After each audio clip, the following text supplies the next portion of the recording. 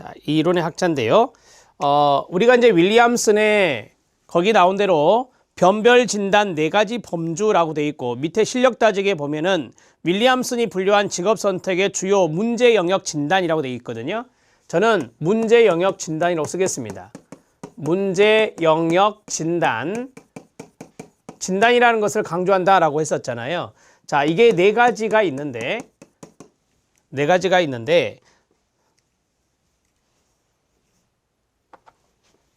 하나, 둘, 셋, 4가지가 있다. 그 4가지의 첫 번째가 무, 그 다음에 불, 그 다음에 그 다음에 흥. 자, 암기법을 써드렸습니다. 첫 번째가 무결정이다. 선택하지 않음이란 뜻입니다. 자, 그 다음에 불확실한 선택이다. 불확실한 선택. 이것을 미결정이다 라고도 합니다.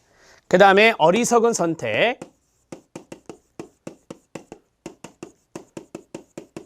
어리석은 선택은 현명하지 못한 선택이 됩니다. 그 다음에 흥미와 적성의 모순입니다. 이런 식으로 4가지로 정리를 하시기 바라고, 이 기본적인 세팅은 아셔야 됩니다. 자, 동의어를 하겠습니다. 무결정이 있습니다. 밑에 부연 설명을 봐주시기 바랍니다. 분석과 종합을 근거로 하여 우리가 이제 윌리엄슨의 그 상담 과정에 보면 윌리엄슨의 상담 과정에 분석과 종합이란 게 있어요. 그래서 분석과 종합을 근거로 추론하는 과정이며 문제를 확인하고 그 원인을 찾는 단계가 되는데, 자, 진단의 4가지 범주는 다음과 같다. 첫 번째, 불확실한 선택이 있습니다.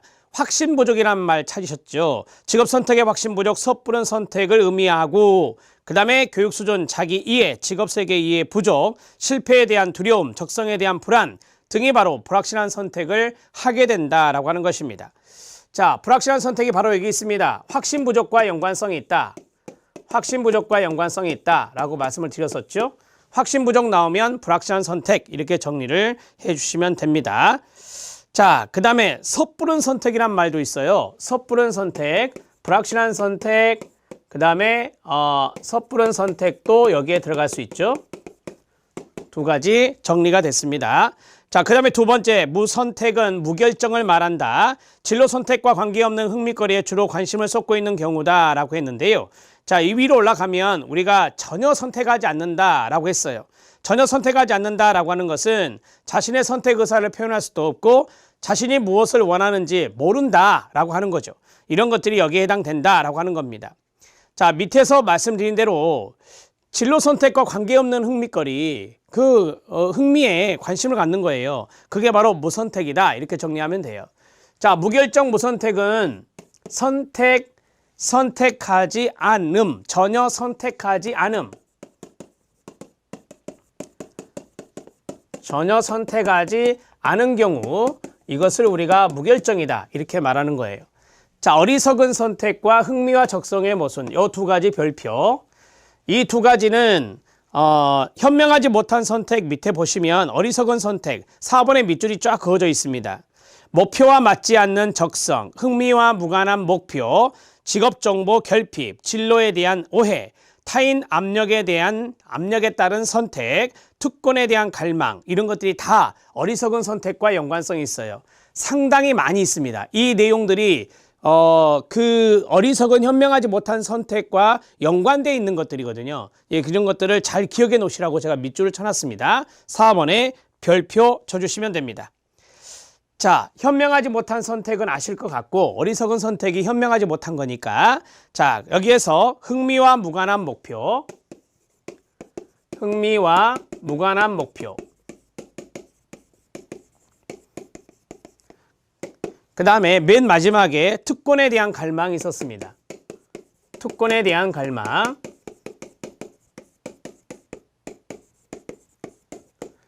그러니까 자신의 흥미, 자신의 적성, 거기에 맞지도 않은데 그냥 특권에 대한 갈망, 특권의식이 있어서 거기에 따라서 결정한 거죠. 그게 바로 어리석은 선택이다, 이 말입니다. 하나만 더 하겠습니다. 거기에 보면 타인 압력에 따른 선택이란 말도 있어요. 타인 압력에 따른 선택, 압력에 의한 선택 해도 되겠죠. 자, 이러한 것 등이 바로 어리석은 선택에 들어간다. 이렇게 정리하시면 됩니다.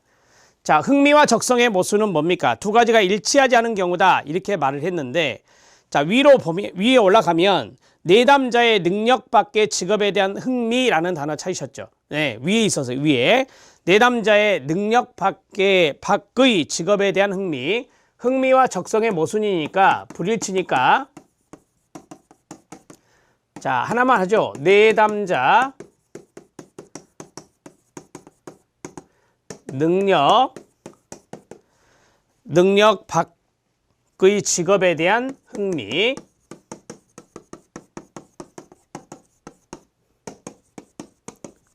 자, 이렇게 해서 윌리엄슨의 내용을 끝내시면 됩니다. 가장 중요한 것은 여기 동그라미 안에 있는 단어들이에요. 이 동그라미 안에 있는 단어들을 잘 정리해 나가시면 되겠습니다.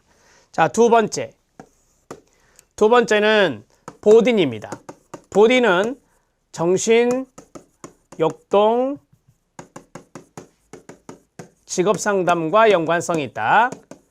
정신역동 직업상담의 학자로 보딘이 있는데 이 보딘도 마찬가지 밑에 보시면 동그라미 2번 별표 5가지 문제 범주가 나옵니다. 보딘이 제시한 문제 범주 5가지가 있다. 이 대목이 이제 중요한 포인트라서 정리해 놓으셔야 됩니다. 자, 워밍업을 해보죠. 위로 올라갑니다. 보딘의 심리이론 개요입니다. 이 심리가 바로 정신적인 측면이라서요. 자, 개인의 내적 동기 또는 과거 변인을 중요시한다. 내적의 동그라미, 과거의 동그라미, 정신역동 직업상담에서 강조하는 거죠. 관찰 가능한 개인의 특성을 강조하는 특성이론과 대조를 이룹니다. 정신심리라고 하는 것은 관찰 가능하지 않거든요. 자, 그 다음에 디귿, 기본 과정은 인성구조. 여기서 인성은 성격이라고 보시면 돼요. 성격 구조와의 차이로 다양한 욕구가 배출되고 직업 선택은 이러한 욕구를 충족시키기 위한 수단이 된다. 자, 대표학자와 이론은 브릴, 보딘, 나흐만 등으로 대표되는 정신역동 이론에 밑줄 쫙 그어주시고요.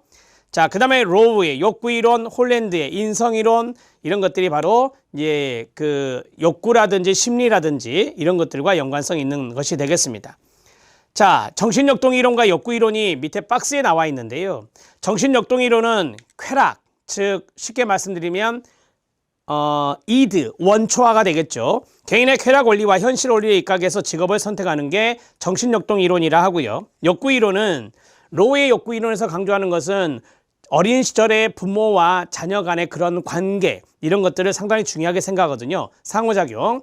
부모와 자녀 간에 어떤 상호작용을 했냐에 따라서 태도, 능력, 욕구 충족 양식 등의 차이가 있으며 이러한 차이가 직업 선택이나 인간관계, 생활 방식 등에 영향을 미친다라고 합니다.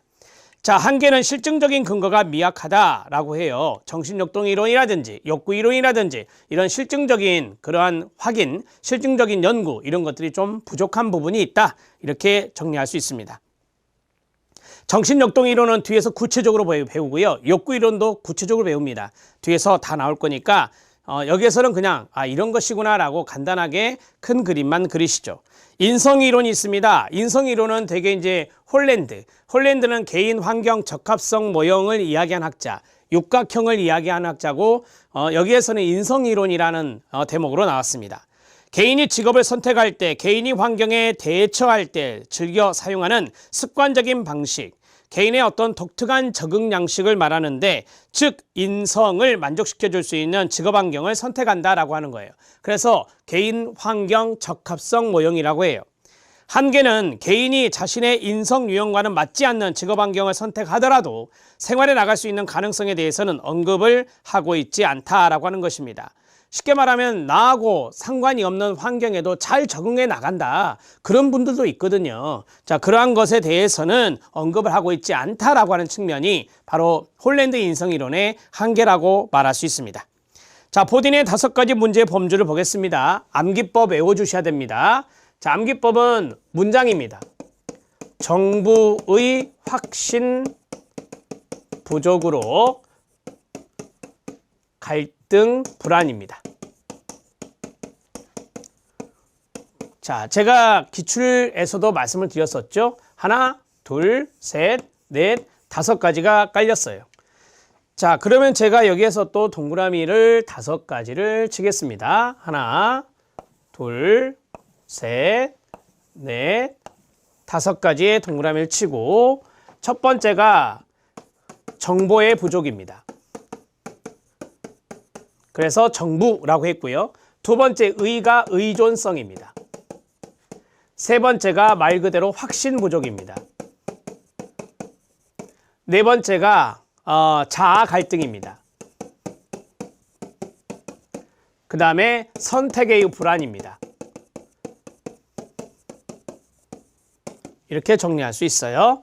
자, 첫 번째 읽어주세요. 시작. 정보의 부족, 의존성, 확신 부족, 자아 갈등, 그 다음에 선택의 불안. 이렇게 해서 5가지로 나누었습니다.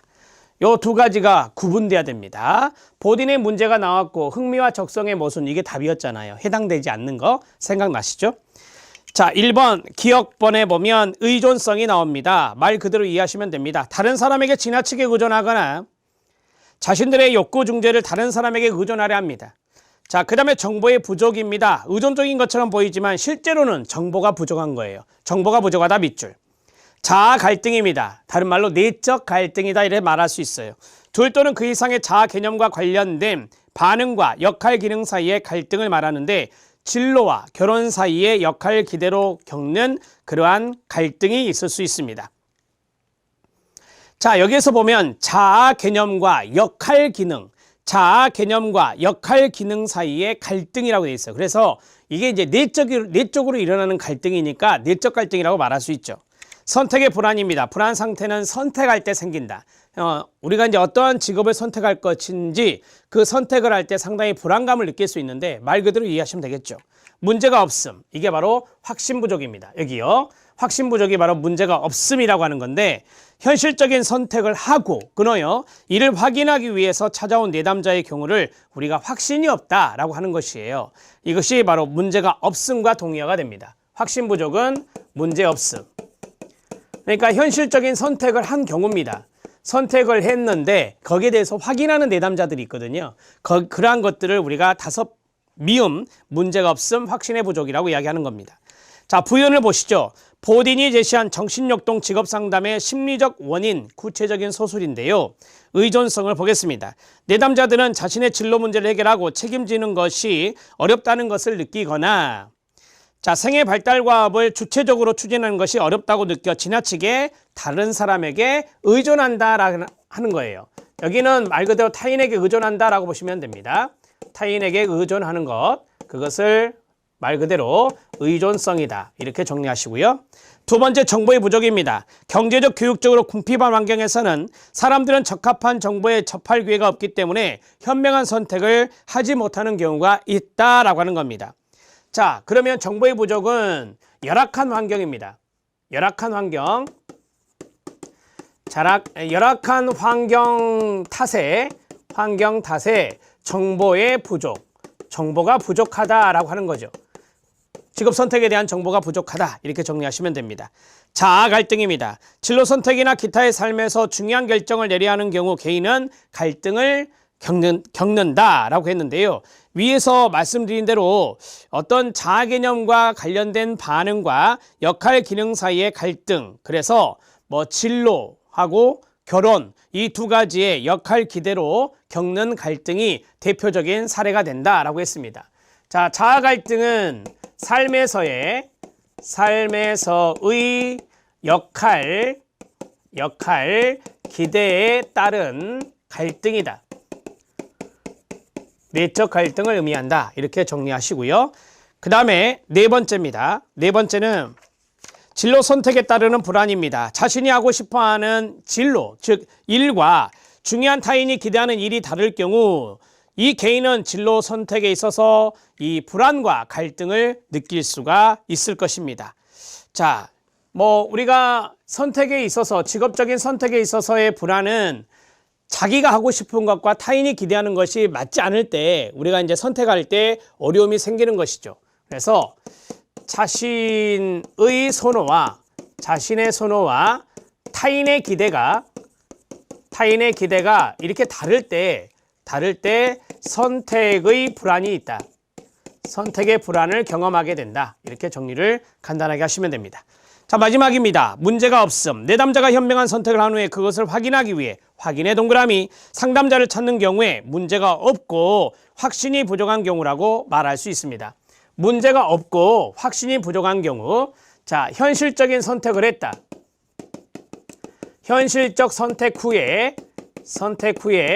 확인하기 위한 것이다. 확인하기 위함. 이렇게 정리를 해주시면 되겠습니다. 자, 우리는 진짜 중요한 거 윌리엄슨과 보딘의 이 두 가지를 비교해 드렸습니다. 앞에 윌리엄슨은 동그라미 4가지로, 뒤에 있는 보딘은 동그라미 5가지로 구분해 드렸어요. 이 내용들을 잘 숙지해 주시기 바랍니다. 자, 세 번째 크라이티스라고도 하는데 크리츠로 보통 출제가 많이 돼요. 이 포괄적 진로 상담의 학자이고요. 진로의식 성숙 이론인데 포괄적 진로 상담을 아시면 돼요. 그 자리에 현관펜 밑줄. 자, 크리츠로 하겠습니다. 크리츠는 진로 및 직업 상담의 중요성을 강조했고요. 진로 및 직업 상담은 개인의 내적, 외적 세계를 다루기 때문에 심리 치료보다 더 광범위한 부분을 포괄할 필요성이 있다. 쉽게 말씀드리면 거기 나온 대로 개인의 내적인 측면과 외적인 세계는 환경을 말하거든요. 이 두 가지를 모두 다 보기 때문에 포괄적인 의미가 있다. 그래서 포괄적 직업 상담이다. 이렇게 말을 해요. 성공적인 직업 경험을 한 내담자는 다른 문제를 극복할 확신과 기법을 갖게 된다. 성공적인 기업 결정을 한 내담자는 직업 목표를 명확히 갖고 비직업적 문제를 해결하는 것에 노력하게 된다. 참고하셔도 돼요. 포괄적 직업 상담 뒤에 또 나옵니다. 자, 크리츠가 분류한 진로의식 성숙, 구성 요인이 쭉 나옵니다. 진로의식 성숙의 밑줄 쫙 그어주세요. 그래서 진로의식 성숙 이론이다. 이렇게 말하기도 한다 그랬죠. 첫 번째, 진로 선택에 대한 태도의 밑줄. 선택하고자 하는 직업의 정보 수집의 밑줄. 선택하고자 하는 직업의 일관성의 밑줄. 자기 특성의 구체적인 이해, 자기 특성 이해의 밑줄. 진로 문제의 지혜의 밑줄. 그 다음에 직업 선택의 태도와 노력의 영역입니다. 노력의 동그라미 치면 되겠죠. 자, 이러한 것들이 바로 이제 크리츠가 연구한 진로의식 성숙을 알아보는 하나의 변인들이다. 이렇게 생각하시면 돼요. 첫 번째는 태도, 두 번째는 직업에 대한 정보 수집, 세 번째는 직업의 일관성, 그 다음에 자기 특성에 대한 이해, 그 다음에 지혜, 그 다음에 노력. 이런 것들이 바로 진로의식이 어느 정도 성숙되어 있느냐, 그런 것들을 알아보는 변인들이다. 이렇게 보시면 됩니다. 위 요인들이 만약에 충족이 되었다. 이런 것들이 잘 충족이 되면 진로의식은 성숙된다. 이렇게 연구한 분이 크리츠입니다. 자, 크리츠는 실력 따지기가 좀 중요하다. 이렇게 말씀을 드렸었는데요. 크리츠는 직업선택 문제 유형 분류에서 흥미와 적성을 3가지 변인과 관련해서 분류를 하게 됩니다. 근데 이 3가지 변인이 적응성과 결정성과 현실성인데요. 여기에서 또 하위 분류가 나누어져요. 그게 바로 밑에 있는 크리츠의 진로 문제 유형 분류가 되겠습니다. 자, 그 내용까지 정리를 하고 이번 시간을 마치려고 하는데요. 적응성과 결정성과 현실성이라고 했습니다. 세 번째, 학자는 크리츠입니다. 자, 이 크리츠는 직업선택 문제 유형 분류, 진로 문제 유형 분류를 할게요. 진로 문제 유형 분류.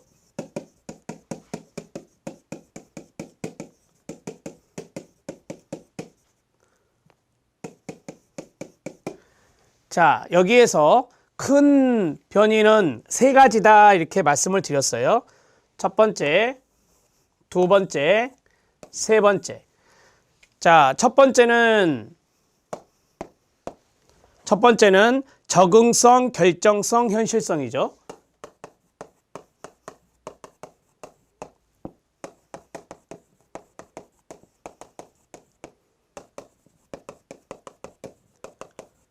자, 이렇게 나누었어요. 거기에서 이제 2가지가 나오고, 그 다음에 2가지가 나오고, 그 다음에 여기서 이제 3가지가 나와요.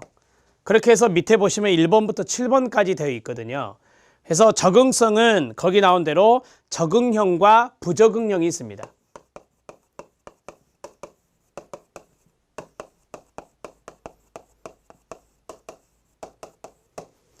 자, 그 다음에 두 번째 결정성은 다재다능형과 우유부단형이 있습니다.